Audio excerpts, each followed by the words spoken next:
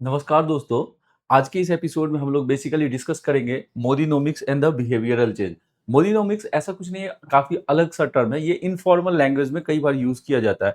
जो बेसिकली जो present government है, उनके जो पॉलिसी थे आफ्टर 2014, जो पॉलिसी लाया गया उसको बेसिकली जो इनफॉर्मल वे में मोदीनोमिक्स बोला जाता है। मतलब basically economic policy led by the present government. So Modinomics basically यदि ऐसे डिस्कस किया जाए तो ये प्राइमरली यदि 2014 के बाद के जो इकोनॉमिक पॉलिसीज है, यदि उसको आप ऑब्जर्व करिएगा तो you will find that it is primarily focused on the क्या है, इंफ्रास्ट्रक्चर लेड ग्रोथ। जो इंफ्रास्ट्रक्चर बिग बिग प्रोजेक्ट जैसे भारतमाला, सागरमाला, उसके बाद बुलेट ट्रेन, इस तरह के वंदे भारत ट्रेन, ऐसे कई सारे बिग इंफ्रास्ट्रक्चर प्रोजेक्ट को पुश किया गया जो उसके इंडस्ट्रियलाइजेशन भी हो। वो बेसिकल इंफ्रास्ट्रक्चर लेड ग्रोथ के बारे में बात करता है मोदीनोमिक्स। या इसी तरह से दूसरा जो है बेसिकली सेकंड पॉइंट आप कह सकते हैं फॉर्मलाइजेशन ऑफ द इकोनॉमी।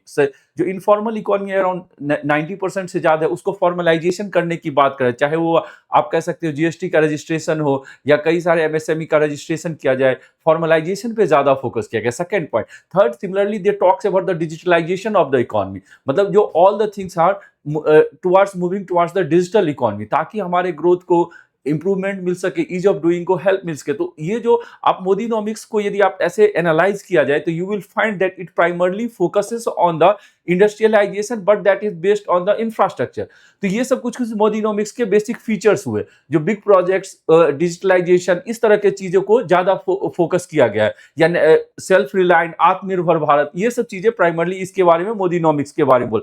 तो दोस्तों इन्हीं सब चीजों को लेके जैसे प्रेजेंट गवर्नमेंट ने, हमारे प्राइम मिनिस्टर जो है रिसेंटली क्या किया, कुछ अनाउंसमेंट किया गया एज ए ऑस्टेरिटी मेजर। मतलब कुछ ऐसे स्टेप्स लिया जाए ताकि क्या हो, उसके हमारे जो फॉरेक्स रिजर्व जो काफी ज्यादा क्या हो रहा है, रिड्यूस हो रहा है, उसको बचाया जा सके। तो ये जो सेकंड टर्म इसमें है बिहेवियरल चेंज। जो हमारे प्रेजेंट प्राइम मिनिस्टर ने जो अनाउंसमेंट किए हैं, जैसे क्या है, पेट्रोल का कंजम्पशन को रिड्यूस करो, उसका गोल्ड इंपोर्ट्स को रिड्यूस करो, ज्वेलरी का परचेज लेस करो, उसके बाद ऑर्गेनिक फार्मिंग को प्रमोट करो, सो या डोमेस्टिक प्रोडक्ट्स को ज्यादा यूज करो। तो ये इस तरह के जो गवर्नमेंट के द्वारा या प्रेजेंट प्राइम मिनिस्टर के द्वारा जो अनाउंसमेंट किया गया है, वो बेसिकली किस चीज को बताया था दोस्तों? Behavioural change. मतलब हमारे बिहेवियरल इकोनॉमिक्स में जो कंज्यूमर्स है, जो हम लोग हैं, उनमें किस तरह से चेंजेस किया जा सके ताकि फॉरेक्स रिजर्व को सेव किया जा सके। तो आज के क्लास में हम इन सब चीजों के बारे में डिस्कस करेंगे। जो ये प्रेजेंट इस तरह के जो डिसीजंस लिए गए हैं बिहेवियरल चेंज को प्रमोट करने, क्या वो इकोनॉमी के लिए बेनिफिट है या उसके कई सारे अदर साइड है, क्या उसके कारण लॉसेस भी हो सकते हैं? तो इसके आज के क्लास में हम इन सब चीजों के बारे में डिस्कस करेंगे। तो बेसिकली दोस्तों, यदि आप प्रेजेंट प्राइम मिनिस्टर का जो अनाउंसमेंट किया गया है, यदि आप उस पर विजुअलाइज कीजिए तो 5 चीजों के बारे में उन्होंने कहा जो उसको रिड्यूस किया जाए। पहले तो आप क्या कर सकते हैं, गोल्ड इंपोर्ट्स लेस करो, less use of the gold.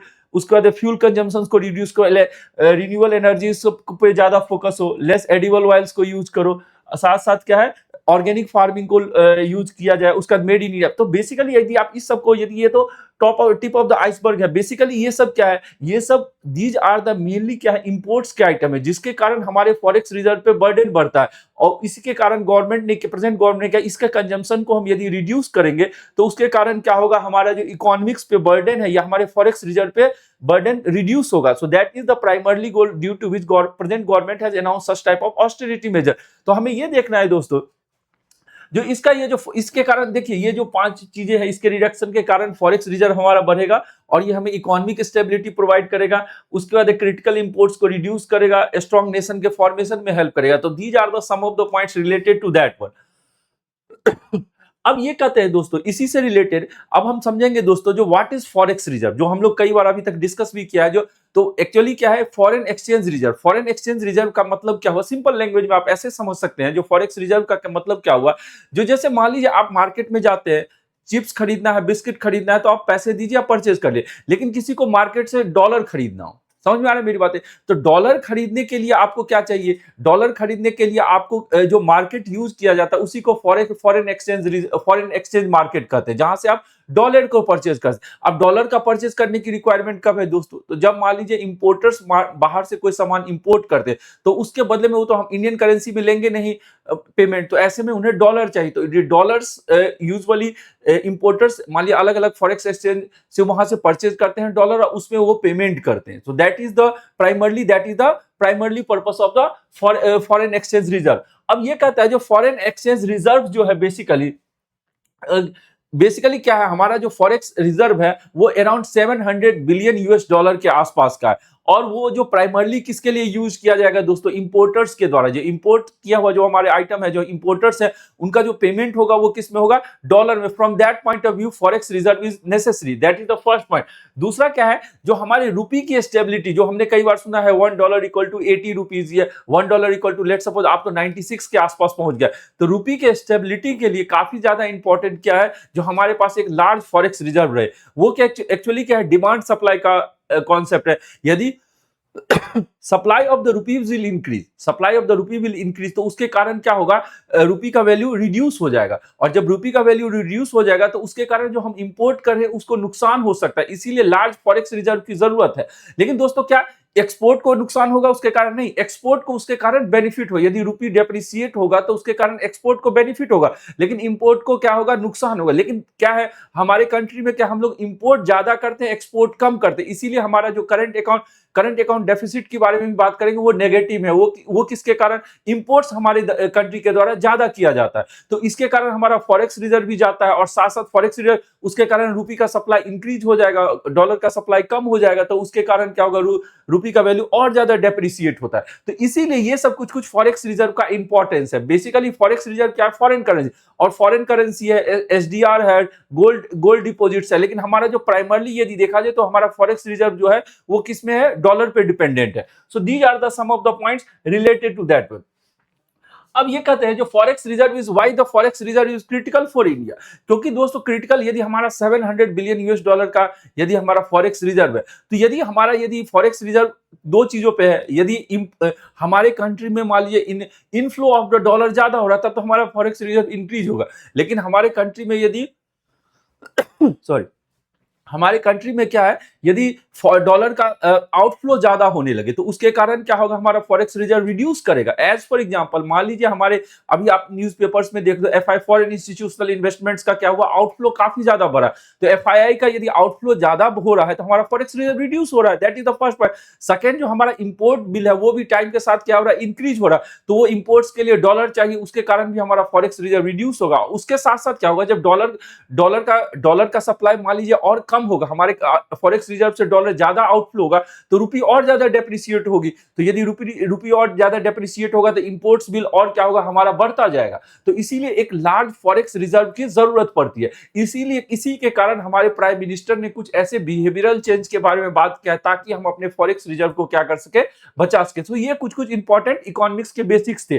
अब हम समझेंगे दोस्तों जो गवर्नमेंट का जो ये इसके पीछे इकोनॉमिक लॉजिक क्या है। तो सिंपल सा क्या है, हमें क्या है, अपने फॉरेक्स रिजर्व को सेव करना है। दैट पॉइंट ऑफ व्यू हमारे इंपोर्ट बिल को रिड्यूस करना है, हमें अपने डॉलर के कंपैरिजन में रुपी को स्ट्रेंथन करना है ताकि क्या है, इंपोर्ट बिल कम हो जाए। तो इन सब पॉइंट्स, ये एक प्राइमरली इकोनॉमिक लॉजिक है जिसके कारण प्रेजेंट गवर्नमेंट ने 5 अनाउंसमेंट्स किए हैं ताकि क्या हो सके, हमारा फॉरेक्स रिजर्व को बढ़ाया जा सके। तो ये इस तरह के बिहेवियर है। तो आप क्या सोचते हैं, क्या इसके कारण, इस इकोनॉमिक पॉलिसी से क्या हमारा फॉरेक्स रिजर्व बढ़ सकता है? तो ये हम आज की क्लास में बेसिकली डिस्कस करेंगे। अब ये जो इस तरह के गवर्नमेंट के द्वारा जो इस तरह के पॉलिसी अनाउंसमेंट किया गया था, इसका क्रिटिसिज्म क्या क्या है?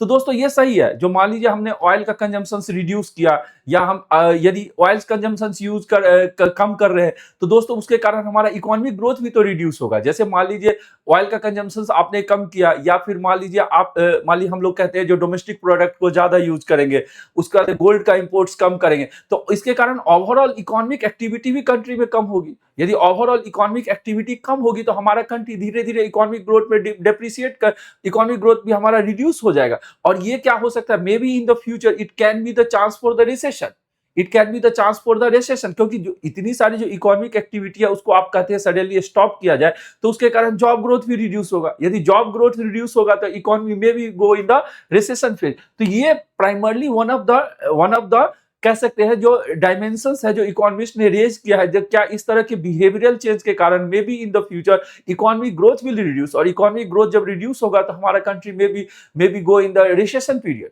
सो इसीलिए क्या कहते हैं, हमें दोनों डायमेंशंस को देखना होगा, जो may be it is not the right dimension. तो ऐसे में हमें क्या गवर्नमेंट्स को और क्या क्या स्टेप्स लेना चाहिए ताकि क्या हो सके, जो इस तरह के जो डिसीजंस हैं या हम अपने फॉरेक्स रिजर्व को बचा सके। तो उसके लिए जो सबसे प्राइमरली जो आप सॉल्यूशंस की बात किया जाए दोस्तों, हाँ, यदि इसके सॉल्यूशंस की हम बात करें तो सबसे इंपॉर्टेंट क्या है, डॉलर हमें मंगवाना है। तो डॉलर मंगवाने के लिए हमें किस पे फोकस करना होगा, एक्सपोर्ट पे।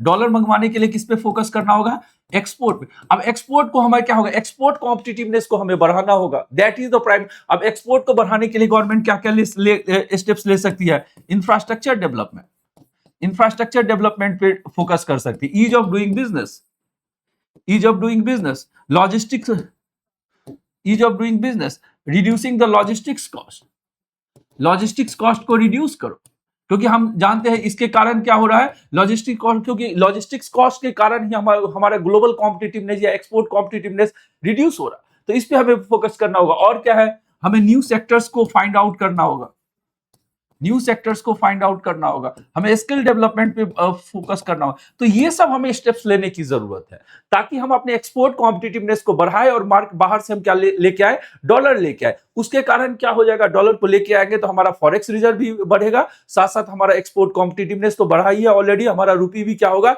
स्ट्रेंथन होगा। तो that is the first thing can government do for the improving this one, that is the export competitiveness. दूसरा क्या हो सकता है, जो हमारा मैन्युफैक्चरिंग है, मतलब मैन्युफैक्चरिंग सेक्टर जो है, जीडीपी में अभी भी क्या है दोस्तों, हमारा जो जीडीपी में कंट्रीब्यूशन है मैन्युफैक्चरिंग का अभी भी कंपैरेटिवली लेस है, अभी भी हमारा क्या है, सर्विस लेड इकोनॉमी है। तो ऐसे में जो जीडीपी में मैन्युफैक्चरिंग के कंपोनेंट्स को या कंट्रीब्यूशंस को इंक्रीज करने की जरूरत है, जैसे प्रोडक्ट लिंक इंसेंटिव स्कीम्स है, या इस तरह के नए नए सेक्टर्स लाए जाए ताकि मैन्युफैक्चरिंग को ग्रोथ को बढ़ाया जा सके, एमएसएमई लेड ग्रोथ हो इंडिया का। और ये सर्विस लेड इकोनॉमी की जगह हम क्या हो, मैन्युफैक्चरिंग में एमएसएमई पे ज्यादा फोकस करें, क्योंकि वो जॉब इंटेंसिव सेक्टर्स है, उस पे हम लोग फोकस कर सकते हैं। और क्या कर सकते हैं दोस्तों, हम अपने ईज ऑफ डूइंग बिजनेस को प्रमोट कर सकते हैं। ईज ऑफ डूइंग बिजनेस को प्रमोट करने के कारण क्या होगा, जो एफडीआई हमारे कंट्री में ज्यादा आएगा। अब ईज ऑफ डूइंग बिजनेस को कैसे इंप्रूव किया जा सकता है, उसके लिए कई सारे स्टेप्स लिया जा सकते हैं, जैसे लैंड लॉ से रिलेटेड जो है उसको रिड्यूस किया जा सकता है, जो इतना ज्यादा टाइम लगता है, उसके जो ब्यूरोक्रेटिकल हर्डल्स है उसको रिड्यूस किया जा सके, सिंगल विंडो क्लियरेंस सिस्टम है उसको इंप्रूव किया जा सकता है। तो ये सब कई सारे चीजें हैं जिसके द्वारा ईज ऑफ डूइंग बिजनेस को यदि आप इंप्रूव करेंगे तो ऑब्वियसली क्या होगा, फॉरेन डायरेक्ट इन्वेस्टमेंट हमारे कंट्री में इंप्रूव होगा, और उसके कारण ऑटोमेटिकली हमारे कंट्री में क्या होगा, डॉलर का क्या हो जाएगा, इनफ्लो होगा, और उसके कारण हमारा फॉरेक्स रिजर्व इंक्रीज हो सकता है। सो लॉन्ग टर्म यदि सॉल्यूशंस देखा जाए तो हम लोग क्या कर सकते हैं, अपने कंजम्पशन को रिड्यूस करके अपने फॉरेक्स रिजर्व को नहीं कंजर्व कर सकते। Long term solution is always like that, क्योंकि ग्लोबलाइजेशन का टाइम है ना, तो ग्लोबलाइजेशन में economic, there is economic integration, तो आप कंप्लीटली आइसोलेशंस में नहीं रह सकते, आपको you should become the part of the global supply chain, ताकि क्या हो सके, इकोनॉमी में आपका क्या हो सके, आप ग्लोबल सप्लाई चेन का पार्ट बन सके, आपके कंट्री में क्या हो सके, एफडीआई ज्यादा आ सके, आप एक्सपोर्ट ज्यादा कर सकते। तो इस तरह की चीजों पे हमें long term point of view से देखने की जरूरत है, ना कि इस तरह के behavioural and cosmetic changes. For the timing may be it will be good, but the long term solutions is that there should be focus on the export competitiveness, there should be focus on the ease of doing business में land law से related जो हमारे land clearance है उसको reduce करने की जरूरत है, या हम अपने स्किल डेवलपमेंट को फोकस करने की जरूरत है। जैसे वर्ल्ड में अभी डेटा सेंटर्स के बारे में बात कर रहे हैं, एआई बूम है, तो हमें उस पूरे इकोनॉमी का पार्ट बनना होगा, उस प्रोसेस का पार्ट बनना होगा, ना कि ये स्मॉल चेंजेस करके हम अपने फॉरेक्स रिजर्व को conserve for the long time नहीं कर सकते। ये चीज है। उसके बाद दोस्तों, जैसे हमारा कह सकते हैं जो इंपोर्ट पे डिपेंडेंसी जो है ना उसको, उसके जगह हमारे किस पे फोकस करना चाहिए, एक्सपोर्ट पे ज्यादा ध्यान दिया जा सके, ताकि हम ग्लोबल इकोनॉमी का पार्ट बन सके। तो ये सब कुछ इंपॉर्टेंट पॉइंट्स है, ताकि उसके द्वारा हम अपने फॉरेक्स रिजर्व को कंजर्व कर सकते हैं। तो ये हमारे कुछ रिक्वायरमेंट्स है, ताकि हम अपने कंट्री के ग्रोथ को प्रमोट कर सकते हैं। तो आपका क्या व्यू पॉइंट है, please write down in the comment box. Thank you.